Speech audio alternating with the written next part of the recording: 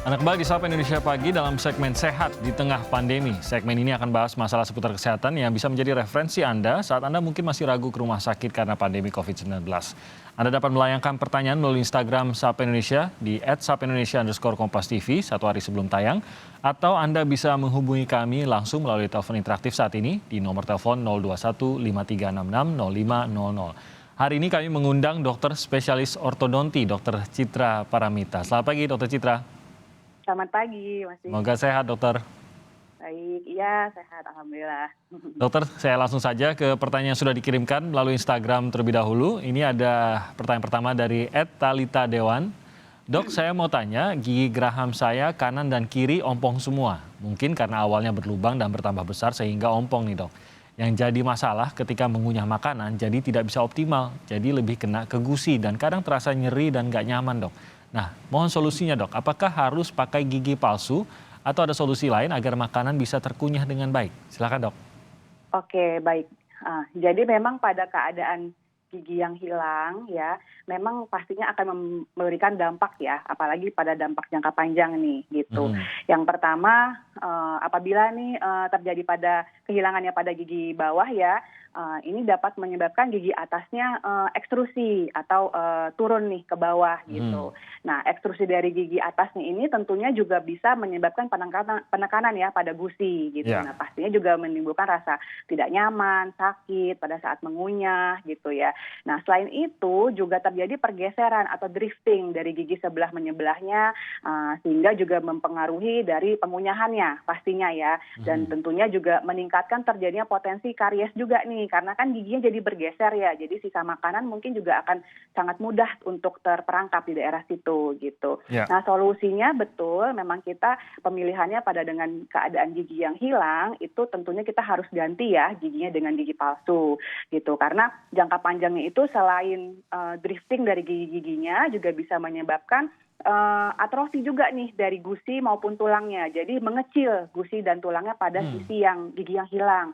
Nah, itu selain pertama menghambat pengunyahan ya, kemudian juga bisa mempengaruhi tampilan kita juga gitu. Jadi juga bisa mempengaruhi tampilan wajah juga gitu. Nah, jadi sebenarnya untuk penggantian gigi palsu ini selain untuk membantu sistem pengunyahan, somatognati yang berefeknya tentu juga ke pencernaan ya, juga ya nantinya karena pengunyahan yang baik itu juga memberikan efek ke pencernaan. Yeah. Dan itu juga di estetikanya juga terpengaruh gitu. Karena nggak jarang akhirnya karena ada atrofi dari satu sisi gigi juga menyebabkan atrofi dari sisi tulang ya, mohon maaf, juga bisa menyebabkan asimetri pada wajahnya gitu. Jadi memang sebaiknya segerakan saja gitu, jangan sampai menunggu terlalu lama karena apabila memang nanti sudah terjadi drifting dan juga atrofi dari gusi maupun tulang ya, nanti ada beberapa perawatan pendahuluan yang kita lakukan sebelum untuk dilakukan pemasangan gigi palsu agar gigi palsunya baik dan fit pada saat dilakukan pemasangan seperti itu.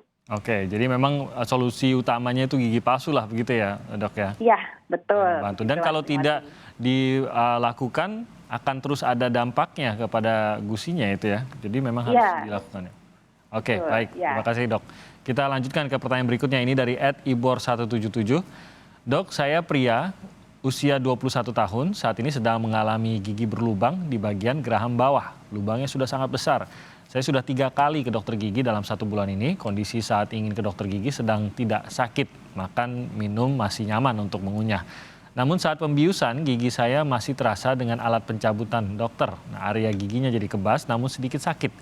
Dan ini sudah jadi 3 kali percobaan pencabutan dan gagal. Dan dalam 3 kali ke dokter, saya sudah minum obat dan resep dokter sesuai dengan anjuran dan tepat waktu.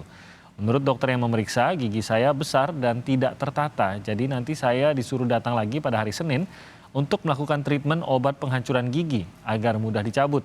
Jadi apakah ini solusi yang tepat nih, dok? Silakan, dok. Oke, memang pada saat keadaan gigi berlubang dan kemudian akan dicabut, yang pertama kita harus benar-benar make sure ya bahwa memang sudah tidak ada terjadi keradangan maupun infeksi yang akut gitu.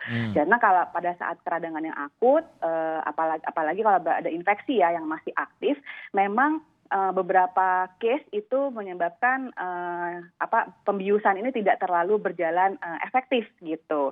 Nah, jadi kalau misalnya memang masih ada keradangan maupun infeksi ya, terutama apabila kadang-kadang infeksinya memang mungkin sudah tidak aktif nih, pada saat itu sudah tidak sakit, tapi mungkin luasnya atau amount-nya masih banyak gitu, masih tersebarnya cukup besar gitu. Kadang-kadang kita harus lakukan terapi definitif terlebih dahulu gitu.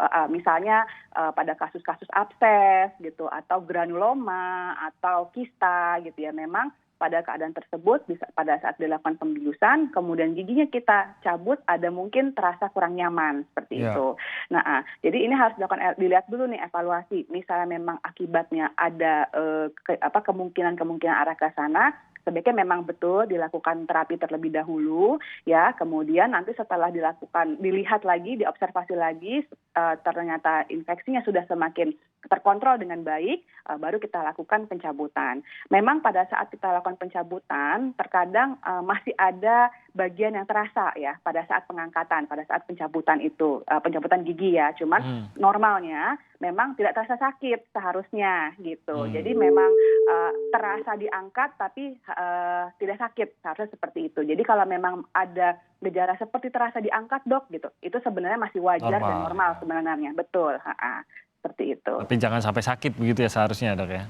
Iya betul, seharusnya sih tidak sakit ya gitu. Kalau memang masih sakit harus dilihat dulu apakah memang ada yang tadi, apakah masih ada infeksinya yang masih cukup besar gitu. Nah, sehingga lebih baik kita kontrol dulu infeksinya sebelum kita lakukan pencabutan. Jadi itu. Treatment penghancuran gigi itu kata sederhananya lah gitu, sebenarnya itu treatment untuk infeksinya gitu ya? Iya, sepertinya mungkin yang dimaksudkan adalah ya terapi definitif untuk infeksinya begitu. Oke, baik kita lanjutkan ke penanya berikutnya, ini dari @_pururupupu. Pagi dok, saya ini adalah pengguna Clear Retainer, lalu saya menjalankan program IVF.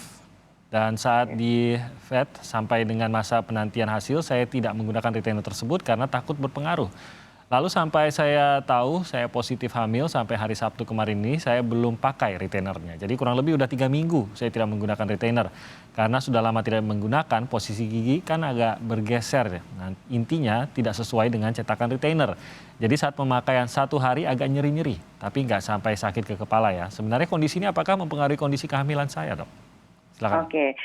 Baik, jadi kalau menurut saya sih sebetulnya untuk pemasangan retainer saat ini ya tidak terlalu berpengaruh ya ke dalam kondisi kehamilan ibu saat ini gitu.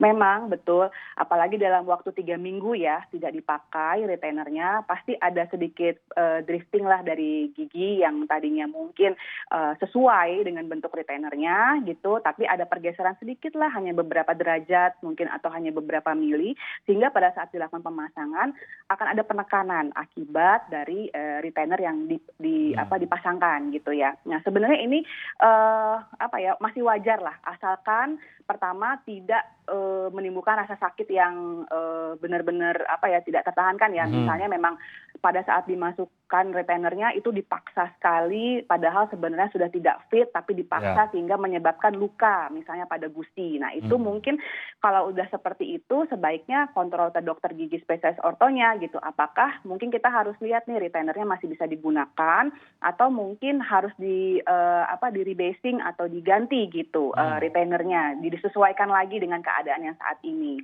gitu. Nah kemudian kondisi lain juga apabila retainernya longgar tuh juga sebenarnya juga sebaiknya juga kita evaluasi lagi ya, misalnya dalam keadaan ternyata nggak bisa masuk tapi ternyata karena longgar gitu. Nah itu juga harus dilakukan evaluasi lagi terhadap retainernya. Jadi kalau misalnya memang ada rasa sakit, asalkan tidak menyebabkan iritasi pada gusinya gitu, luka ataupun sariawan yang berkepanjangan, itu sebenarnya masih cukup aman ya ibu ya. Jadi nggak apa-apa dipakai saja retainernya gitu. Nah cuman misalnya memang ternyata berkepanjangan nih sakitnya pada satu titik, nah itu mungkin ada iritasi di daerah tersebut gitu, misalnya di bagian gigi geraham yang harusnya dipasangkan pengencangan, di situ di retainernya sakit yang benar-benar tidak bisa tahan, nah mungkin memang harus dilakukan adjustment aja sih pada retainernya seperti itu.